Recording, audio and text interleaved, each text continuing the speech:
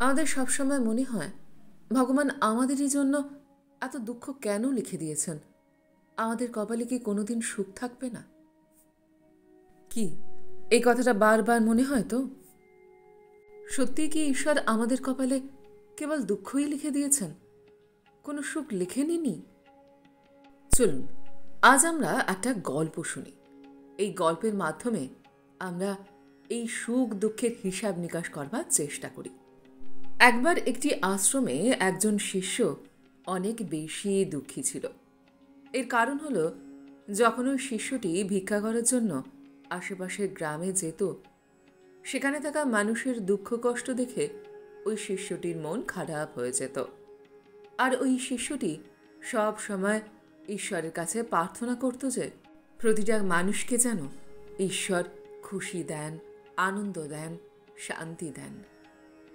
একদিন ওই শিষ্যের মনে একটি প্রশ্ন আসে, এই পৃথিবীকে যিনি তৈরি করেছেন সেই ঈশ্বর মানুষদের এত কষ্ট কেন দেন? ওপরওয়ালা প্রতিটা মানুষকে কেন সুখ দেননি? আর এই প্রশ্নটা নিয়ে ওই শিষ্য আশ্রমে থাকা গুরুজির কাছে গিয়ে পৌঁছয়। আর গুরুজিকে জিজ্ঞাসা করে, গুরুজি, এই পৃথিবীর মানুষদের মধ্যে এত দুঃখ কেন? চারিদিকে প্রতিটা মানুষ এত দুঃখ কষ্টের মধ্যে কেন আছে? ঈশ্বর কেন সমস্ত মানুষকে সুখ এবং খুশি আনন্দ কেন দেয়নি? আমি যখনই কোনো গ্রামে ভিক্ষা করার জন্য যাই, সেখানকার মানুষদের দুঃখ দেখে আমার মন অনেক খারাপ হয়ে যায়। আমি অনেক মানুষকে জিজ্ঞাসা করেছি তাদের দুঃখের কারণ। সবাই কোনো না কোনো কারণে অনেক দুঃখে আছে, হতাশ হয়ে আছে, অনেক সমস্যার মধ্যে আছে। এমনটা কেন গুরুজি? কেন ওপরওয়ালা সব মানুষকে সুখ দেয়নি? এই কথা শুনে গুরুজি তখন বললেন, এই পৃথিবীর প্রতিটা মানুষকে উপরওয়ালা সুখ দিয়েছেন, কিন্তু মানুষ নিজেই তাদের সুখ দেখতে চায় না। তাহলে এখানে কে কি করতে পারে? এ কথা শুনে শিষ্যটি তখন বলল, গুরুজি, যদি সুখ বলে কিছু থাকে তাহলে তো অবশ্যই সুখ দেখতে পাবে, আর যদি দুঃখ থাকে তাহলে তো মানুষ দুঃখই দেখবে। মানুষ তো আর এতটা বোকা নয় যে সুখে থাকতে তারা দুঃখ দেখবে। এটা শোনার পর গুরুজি একটু হেসে বললেন, আমি জানি তুমি খুব সুন্দর মূর্তি তৈরি করতে পারো।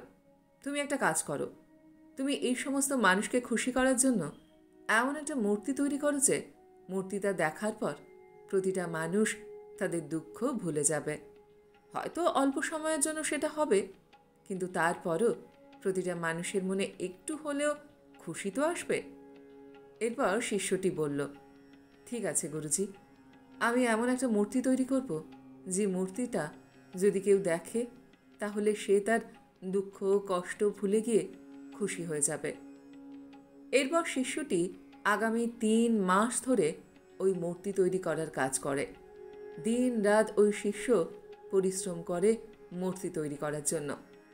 আর ৩ মাস পরে যখন মূর্তিটা সম্পূর্ণ হয়ে যায়, এরপর শিষ্য গুরুজির কাছে ফিরে আসে আর গুরুজিকে বলে, গুরুজি, আপনার কথা মতো আমি সেই মূর্তিটা তৈরি করে নিয়েছি। যে মূর্তিটা যে মানুষই দেখবে সে তার দুঃখ কষ্ট সব কিছু ভুলে গিয়ে অনেক আনন্দ পাবে, অনেক খুশি হয়ে যাবে। দয়া করে আপনি একবার আমার সঙ্গে চলুন, আর ওই মূর্তিটাকে আপনি একবার দেখে বলুন যে আমি আমার কাজ সঠিকভাবে করতে পেরেছি কিনা। এরপর গুরুজি শিষ্যটির সঙ্গে ওই মূর্তির কাছে যায়। মূর্তিটা সত্যি দেখতে অনেক সুন্দর ছিল।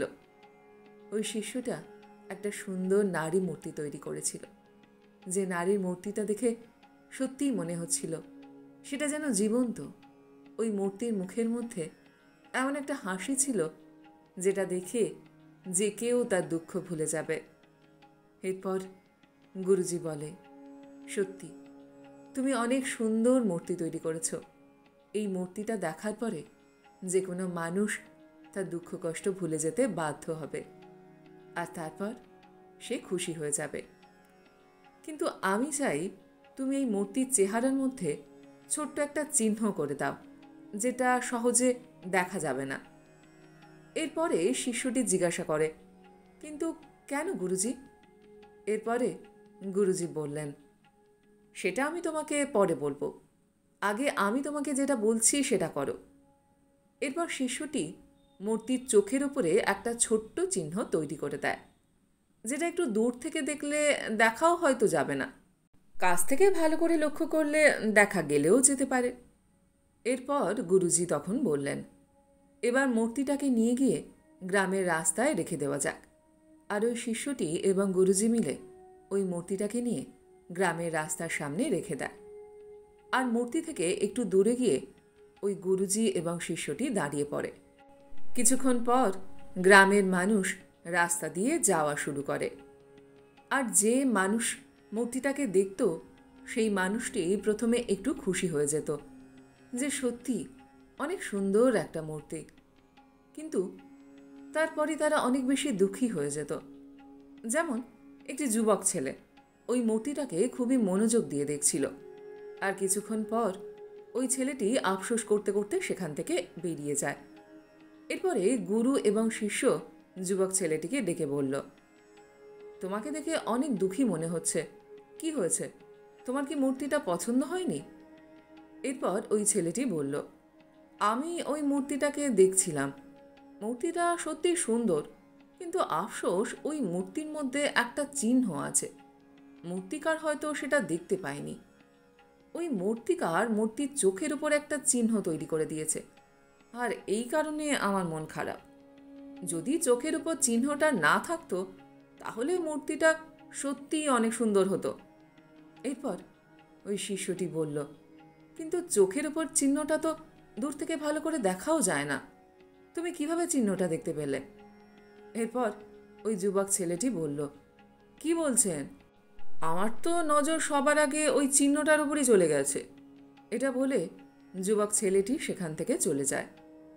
এরপরে দ্বিতীয় আরেকটি মানুষ মূর্তিটাকে দেখছিল। ওই মানুষটি প্রথমে খুশি হলেও কিছুক্ষণ পরে দুঃখী হয়ে সেখান থেকে চলে যায়। এরপরে গুরু এবং শিষ্য ওই মানুষটাকেও দাঁড় করায়, আর ওই মানুষটাকে জিজ্ঞাসা করে, কি হয়েছে, তুমি এত দুঃখে আছো কেন? এরপরে ওই লোকটি বলে, রাস্তার ধারে অনেক সুন্দর একটা মূর্তি আমি দেখলাম, কিন্তু এই মূর্তিকার একটা ভুল করে ফেলেছে, চোখের ওপরে একটা ছোট চিহ্ন রেখে দিয়েছে, যেটা দেখে আমার মনটা খারাপ হয়ে গেল। এরপরে শিষ্যটি জিজ্ঞাসা করল, কিন্তু চিহ্নটা তো ভালোভাবে দেখাও যাচ্ছে না, তুমি কিভাবে সেটা দেখতে পেলে? এরপর ওই লোকটি বলল, কি বলছেন, আমি তো সম্পূর্ণ মূর্তির মধ্যে ওই চিহ্নটাকে সবার আগে দেখতে পেয়েছি। এরপরে ওই শিষ্যটি বলল, আপনি ওই চিহ্নটা বাদ দিয়ে ওই সম্পূর্ণ মূর্তিটাকে দেখতে পারতেন না? কি হয়েছে যদি ওই মূর্তির মধ্যে ছোট্ট একটা চিহ্ন থাকে? সম্পূর্ণ মূর্তিটা তো অনেক বেশি সুন্দর। এরপরে লোকটি বলল, হ্যাঁ, মূর্তিটা তো অনেক সুন্দর দেখতে, একদম জীবন্ত বলে মনে হয়, কিন্তু যদি মূর্তির মধ্যে চিহ্নটা না থাকতো তাহলেই মূর্তিটা সম্পূর্ণ হয়ে যেত, আর এই কারণেই আমি দুঃখী হয়ে গেছি। এরপর ধীরে ধীরে গ্রামের প্রতিটা মানুষ মূর্তিটাকে দেখে, আর প্রত্যেকেই দুঃখী হয়ে সেখান থেকে ফিরে যায়। এরপর সন্ধ্যার সময় ওই রাজ্যের রাজা ওই রাস্তা দিয়ে যাচ্ছিলেন। রাজামশাই ওই মূর্তিটাকে দেখে প্রথমে অবাক হয়ে যায়, এত সুন্দর একটা মূর্তি রাস্তাতে কেন আছে? এত সুন্দর মূর্তি তো রাজপ্রাসাদে থাকা দরকার। আর এরপর যখন রাজা মূর্তির কাছে এসে দেখে তখন রাজারও মন খারাপ হয়ে যায়, তাই রাজা মূর্তিটাকে ছেড়ে চলে যান। গুরু এবং শিষ্য রাজাকে দাঁড় করান এবং রাজামশাইকে জিজ্ঞাসা করেন, মহারাজ, আপনাকে এত দুঃখী দেখাচ্ছে কেন? মূর্তিটা কি সুন্দর নয়? এরপরে রাজা বললেন, মূর্তি তো সুন্দর, কিন্তু একটা চিহ্ন যেটা মূর্তির চোখের উপরে আছে সেটা ঠিক নয়। মূর্তিকার চোখ তৈরি করতে গিয়ে ভুল করেছে, আর এই কারণেই আমার মনটা খারাপ হয়ে গেছে। যদি ওই চিহ্নটা মূর্তির চোখের উপরে না থাকতো তাহলে মূর্তিটা আমার রাজপ্রাসাদে থাকতো। এটা বলে রাজামশাইও সেখান থেকে চলে যান। এরপরে গুরু এবং শিষ্য দুজনেই মূর্তির কাছে এসে পৌঁছয়। এরপরে শিষ্যটি খুবই মনোযোগ দিয়ে মূর্তিটাকে দেখে। মূর্তিটা সত্যি অনেক বেশি সুন্দর ছিল। ওই মূর্তির মধ্যে কোনো খামতি ছিল না, আর ওই চিহ্নটাও সেভাবে দেখা যাচ্ছিল না। ওই শিষ্য অবাক হয়ে গুরুদেবকে জিজ্ঞাসা করল, গুরুদেব, মূর্তির মধ্যে তো কোনো খুঁত নেই, সম্পূর্ণ মূর্তিটা তো অনেক বেশি সুন্দর। চোখের ওপর কেবল সামান্য একটা চিহ্ন আছে, যে চিহ্নটা দূর থেকে দেখলে হয়তো ভালোভাবে দেখাও যাবে না, কিন্তু তারপরও সমস্ত মানুষ ওই ছোট্ট চিহ্নটার পিছনে পড়ে আছে কেন? এরা বাকি সম্পূর্ণ মূর্তিটাকে কেন ভালোভাবে দেখছে না? কেন এই ছোট্ট চিহ্নটা বাদ দিয়ে সমস্ত মূর্তিটাকে এরা ভালোভাবে উপভোগ করছে না? এরপর গুরুজি উত্তর দিতে গিয়ে বলল, তুমি আমাকে জিজ্ঞাসা করছিলে না ওপরওয়ালা মানুষের জীবনে কেন দুঃখ দিয়েছে? ওপরওয়ালা মানুষের জীবনে দুঃখ দেয়নি, বরং ওপরওয়ালা তো মানুষকে সুখ দেবার সমস্ত ব্যবস্থা করে দিয়েছে। কিন্তু মানুষ এইসব অংশকে দেখতে চায় না।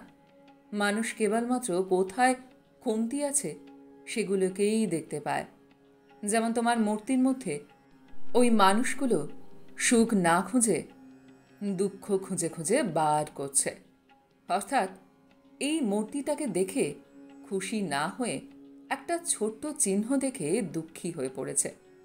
একইভাবে প্রতিটা মানুষের জীবনে অনেক বেশি সুখ আছে, কিন্তু তারা কেবল সেই দুঃখটাকে নিয়ে পড়ে থাকে, যে দুঃখটা হয়তো খুবই সামান্য, হয়তো যার কোনো অস্তিত্বই নেই।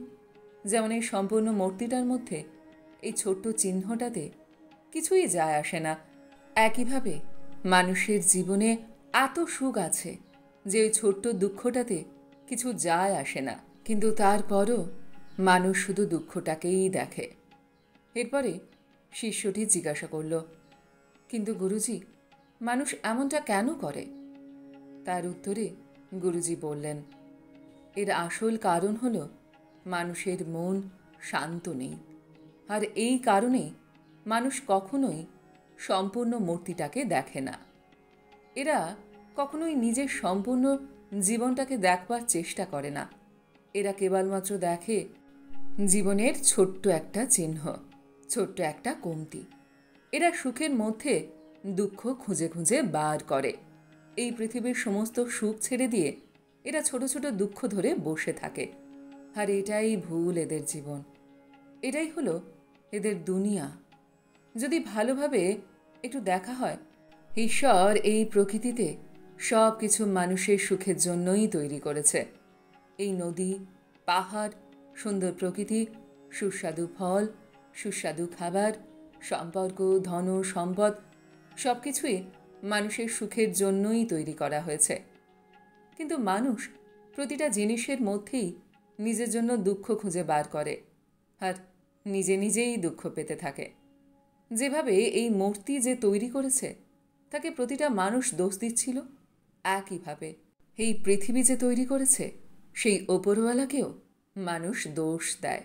কিন্তু এখানে ভুলটা কার?